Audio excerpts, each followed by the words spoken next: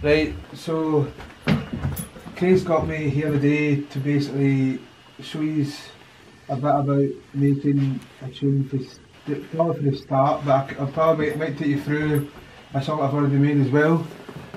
The first thing you would usually do is you get a synthesiser up, so this is Serum, and Serum is basically like, it's good for basses and things that I would do.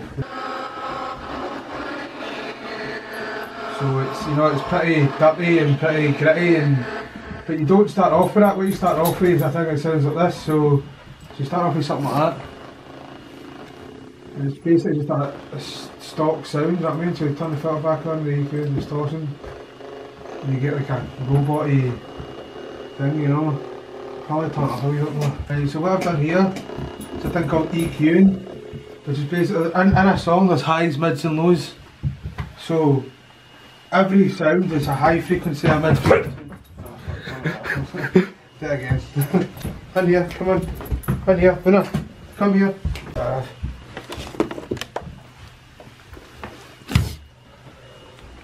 So I say the EQ bit again. Aye. Right, so this is the EQ, so you can see this moving about, and that's because that's for a thing called LFOs. It's sort of like, it's like automation. So you get that automation, which is like basically when you hear a song and it fades up and down, that's automation. So it's basically just low frequency oscillators moving things. Oh, there's loads of different words, you know. so this is up and down. That's what it's doing. It's basically taking the low end out of the sound. So if I move this up, you'll see I'll go to here. I'll move that up. The way it gets more and more bassy.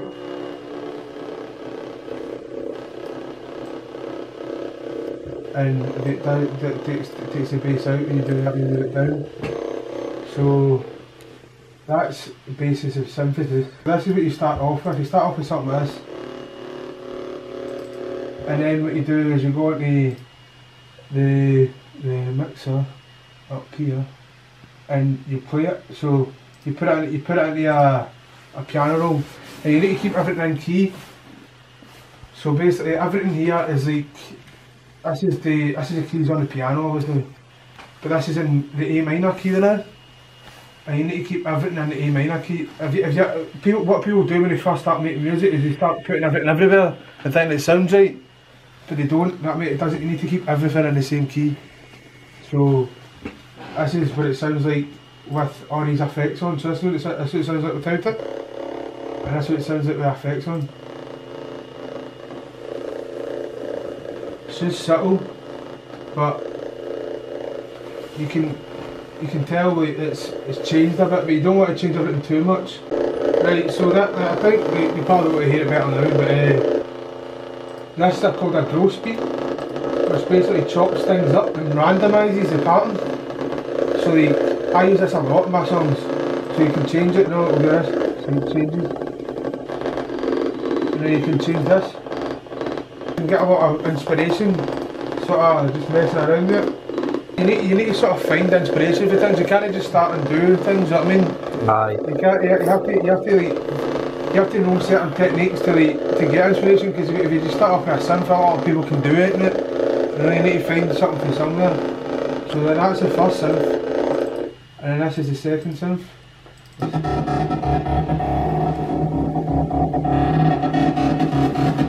This is more acidy, but I mean you get a lot of acid sort of sounds with growth beat. So you take this off. That's just basically a normal, like, you know, synth again. When you put the growth beat on it, it really sounds pretty nice, you know what I mean? So again, highs, mids and lows. So like, as you can see the EQ, so I've took some of the low end out, and I've took some of the high end out, so you've just got basically just the mid range. Because what you want to do is, the bass at the bottom here, the bass at the bottom is like the low end. So what you want to do is you want to keep the bass, like, you want to keep the bass at the low end, like the sort of synths and stuff like that, mid to high, and then your hi-hats and stuff like that high, so all your drums and stuff like that, so the percussion like high, so that basically it fits in the mix, because basically what you're doing with a song is you're filling up filling up a range of frequencies, so you need to keep everything in the right place, or it doesn't sound right at the end, it will sound all muddy and like it sounds as if it's underwater, you know what I mean? But this is basically all together, which is what we're going to start with. After this I'll probably take you through a song, but this is just to show you how you would start a song. So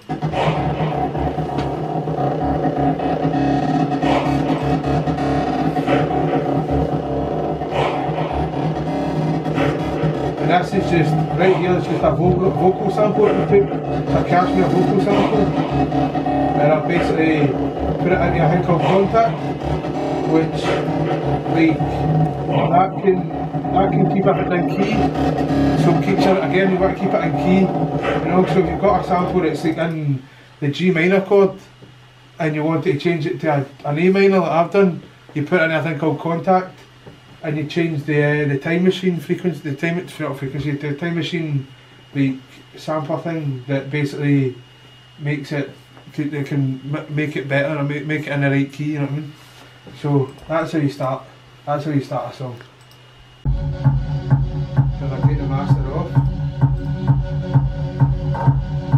So that's the mastering, and basically you export it into here, put it in -9 dB, and so this is it without, you know, sounds a lot flat, you know, it sounds flat. But a lot of the time things just sound louder and that makes things sound better, but a lot of the time people just turn things up and it makes it sound better, but it doesn't, you know what I mean? You need to get in there and do things with EQs and stuff like that, you know what I mean? So that's the distortion I put on the first time. Maximus really makes it pumpy, you know what I mean? And that's a soft clip, I just showed this to go over 0 dB, because it goes over 0 dB, right? Clips and it goes off fuzzy, so I'll show you that. I'll do this. Oh, fuzzy, it's off camera. I'll put it back here. You'll hear it, you can't probably hear it on this, but when you hear it in a club, it'll basically it'll clip and it'll go that fuzzy, crappy sounding, you know what I mean? So you reset it to here. This, and then put the song colour back on it. So this is Jimmy Neutron, isn't it? Ah, it's Jimmy Neutron. So we'll show you a bit of the process of moving this in a minute. So that's about the EQ, and the EQ is the most important part. Basically what you do, you go in here and you take out, so I'll do that. See that noise? Mm-hmm. You want to get all the resonant frequencies out. So what you do is you take that wee thing, you move it along, and you'll hear basically that not horrible noise, you know what I mean? And you lower it down. But then what you need to do is you need to make the volume max, so and then you need the bass as well, but so you boost the bass so that you get a lot of volume back and a lot of bass frequency. Right? So that's the mastering side of things. I really need to sort of file my stuff better. We all, mate. I mean, look at that, if I show you my desktop, it's a mess. Well, I've actually fixed it a lot, because I used to have like every one of my tracks like I'd mastered, like, was spread all over the front screen. But then now I've got them on like a music folder. Right, but the music folder's a mess now, so it's like, just creating a mess within a mess. This might be Jimmy Neutron, I'm not sure. It is. So this is unmastered, obviously, but I'll reset this for, you know, video purposes. This is called the arrangement window, right? And this is where you put all your patterns. So right here, right now, you'll see all these patterns that I've made. So that's the kick, so that's all it is. You know, that's the kick. And it, you know, you do wee things like that. So I've had the thing called a talk, which is basically that. You know, it sounds like a bit of wood hitting together, you know what I mean? so and then if you just play that on its own, it's just like, it gives a bit of like, you know, grit, you know what I mean, a wee bit of stuff. Right? So, I like doing that with my kicks, and then, this is just a bass line. And then,